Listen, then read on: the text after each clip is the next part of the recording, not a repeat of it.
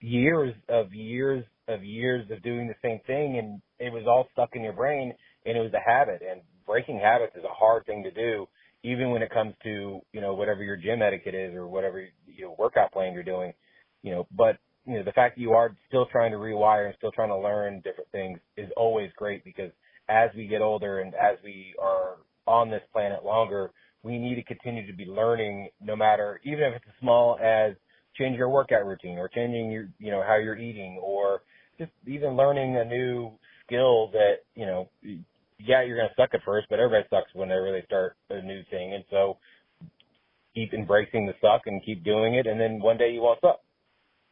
Yeah. Yeah. I mean, that was me when to make my own gear, man. And that was me when I started. That first pair of tights I made when I first started, I don't know what they would have fit, but it wasn't me. And I've gone many years without doing it. And I actually just broke out the sewing machine, and I'm waiting on some material to get here. And I'm going to try it again, and we'll see how it works. What kind of plans do you have? What can people look forward to when it comes to your tights?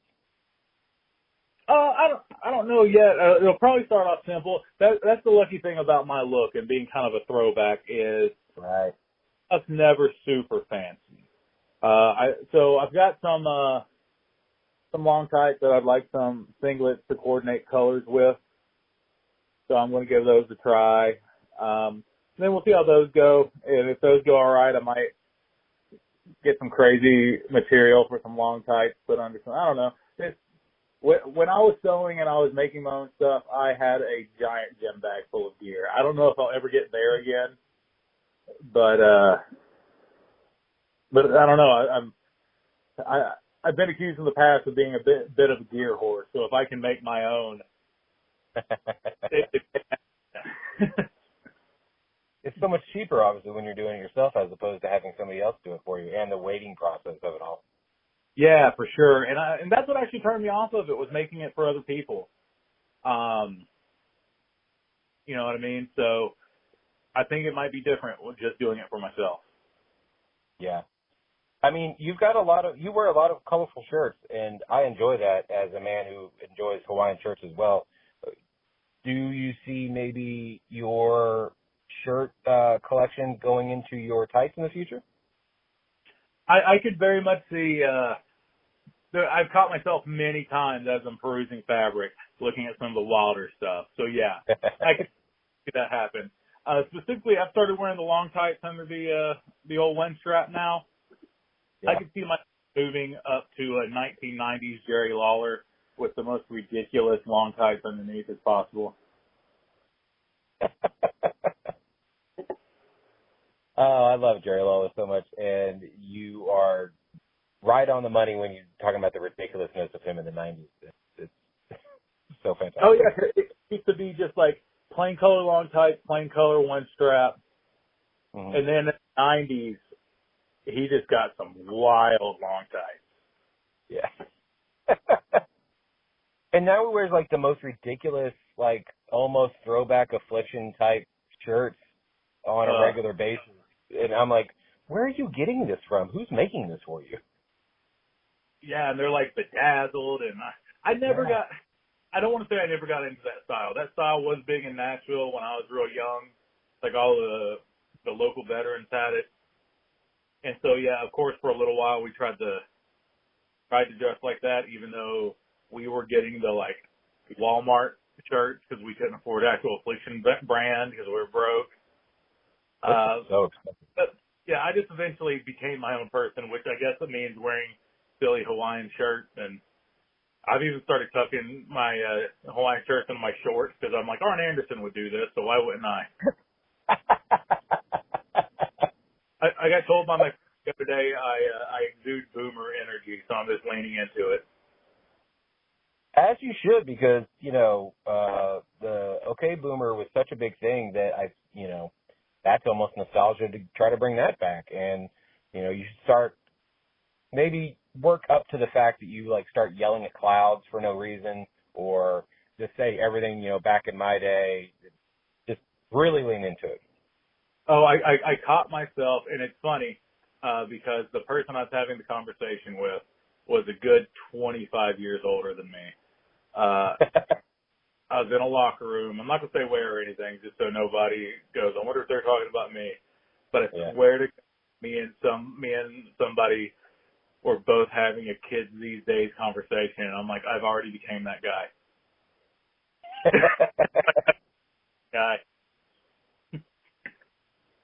Yeah, I was talking to somebody earlier that is younger, and one of my coworkers was like, "Have you seen Ferngully?" And they're like, "Nope, I've never heard of it." And they're like, "Oh, well, Robin Williams was like the voice of it." And I was like, "Wait, do you know who Robin Williams is, right?" And they're like, "Yeah, I'm not that young." And I was like, "Okay, good. As long as you know who Robin Williams is, I think we're gonna be okay." Oh man, they need to watch Ferngully though. That's one of my favorite movies growing up. I mean, it's a great movie. I don't know. I think, more people need to go back to the white case VHS Disney vault and go check out all these classics. Now, I'll say this, the wife had turned me on to Disney. So, like, I obviously like Disney stuff, but my wife's a big time Disney fanatic. And I have rewatched more Disney stuff that I forgot how good it was since meeting her. Oh man, there's some classics out there. There really are. And even a Fantasia, that was one of the first, and it still holds up. It is such a crazy, trippy movie, and you can't even imagine now if Disney would have ever put that out, but they did, and it's amazing. Oh yeah. Yeah, no, love Fantasia. We go to the parks a lot. We're going to Disneyland cool. and in the future. We're going to World next year. She's going to run a race there, and I'm going to watch her run the race. I'll probably be at the finish line eating churro when she crosses, but you're there for moral support, and that's really all that matters. Moral support and drinking across Epcot. Oh, you can actually go drink at the cantina in the Star Wars part as well. Yeah, we hit that up. That's not a every time thing, just based on price. Oh, yeah, I can imagine that is quite the upgrade to go into that area of it all. It's just specifically Olga's Cantina is a little pricey, but it's worth doing once for sure. We've actually done it twice. We went once by ourselves and once with friends, but it's a lot of fun, but you're paying for it for sure. Yeah, I've always heard getting the express pass is the best way to go, but again, you're spending even more money to do that. Yeah, but it's not too bad. It's anywhere between $15 and $18. Now this has become an ad for Disney, like they need it. But exactly. But no, it's not too bad. I mean, you go to Universal and theirs is the price of a ticket again, so you're basically buying 2 tickets to get a fast pass. Yeah, I went there after I guess WrestleMania was down in Orlando. I was like, all right, I'll go to Universal afterwards, and it was so annoying for me going by myself because no one's paying attention at all to where they're going, where their kids are going. Every line you're waiting at least an hour in, and I was like, man, I really should have got that fast pass because fucking standing in this line is not worth it. Right. Yeah. I'll make up for it. I'll go again in the future, but that one time was not my favorite. Right. Oh, no, for sure. I can see that. I could not have been happier to get to Margaritaville and have a margarita and a burger. Yeah, no, there's been a couple times specifically in Epcot when it's been real busy. I'm like, well, they have alcohol here, so at least that's good. Yeah. I mean, I did have the Simpsons Duff beer, and I was like, okay, this is great. I could do this. I didn't get a Duff because we had NWA tastings, I think the next week that we went to Universal. So I was like, no alcohol, got to be as lean as. So I'm like, I'm not eating anything in the parks. We got a Krusty Burger, and I had it without a bun. You know what I mean? I'm trying to do my best. So I probably didn't get the best Universal experience, but it's still fun. Yeah. Oh, it's so much fun down there. Now, back to your wrestling career. What are some of your top 5 career highlights? Because like we said, you've been doing this since you were 18 years old. So actually, you've been doing it almost as long as you were alive when you first started.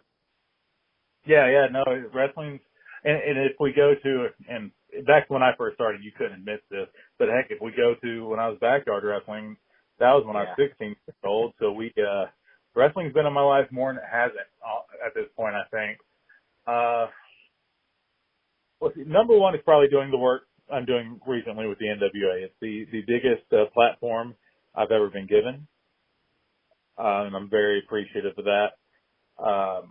Before that, strangely enough, also has to do with the NWA, but I wrestled Satoshi Kojima for the NWA World Heavyweight Championship in 2014, I believe. Yes, 2014, May 30th. And that was honor of a lifetime. Let's see, probably the first time I worked Ricky Morton. Worked with Ricky Morton was an honor. He had actually asked for the match. I had wrestled with the guy who just brought me up. He's a buddy of mine named Sean Schultz, excellent wrestler. If he was still going right now, would probably be in like the 205 Live. He wasn't a flyer. He was very technical. Mm-hmm. But it was just, he was that size. But I wrestled him, and I came back from the match, and Ricky asked me if I was going to be there next week, and I just looked at Sean. I'm like, I don't know. I came with Sean. And then he looked at the promoter, like, he's going to be here next week. And the promoter said, well, if you want him to. He goes, I'd like to wrestle him. And I was just like, what? You're Ricky Morton. Why do you want to wrestle me? And it was, it was a blast. Wrestling was one of my heroes. So, the first time I wrestled Ricky Morton had to be up there. I don't know, man. A lot of it's just getting in the ring with some of the heroes growing up. Like, I wrestled Bunkhouse Buck. That's weird and crazy. Like, say that. I wrestled with Tommy Rich numerous times. Yeah. Being able to wrestle, and then, like, to have some of these guys, whether they're just being nice or whatever, act like I'm one of their peers is, I always look back at, 16 or 18-year-old me, and I'm like, what would he think right now? And he'd be losing his mind. I have conversations with Austin Idol. That's nuts. Yeah, like you said, if you were having this conversation with your, 10-year-old self, they'd be like, we're doing what? Like, how? And you wrestled who? Yeah, and any time, like, it's been really good. COVID did something good for me, in that it helped me have perspective. And it's like, there's so many times that you don't think you're getting the opportunity that you deserve, or you think you got overlooked somewhere.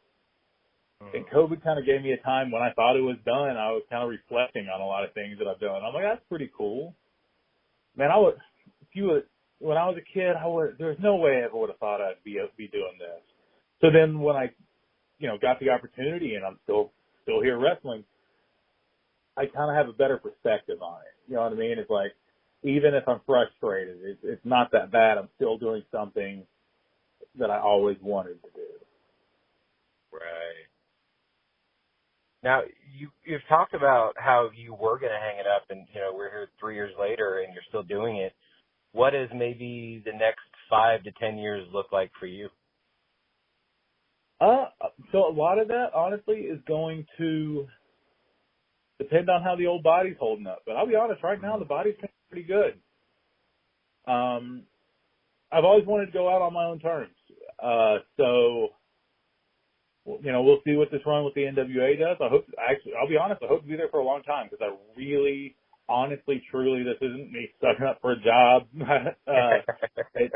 I enjoy it there. The locker room's super cool, man. There's if there's politics and drama there, I haven't seen it. I'll say that. Like, I'm sure there is behind the scenes anywhere.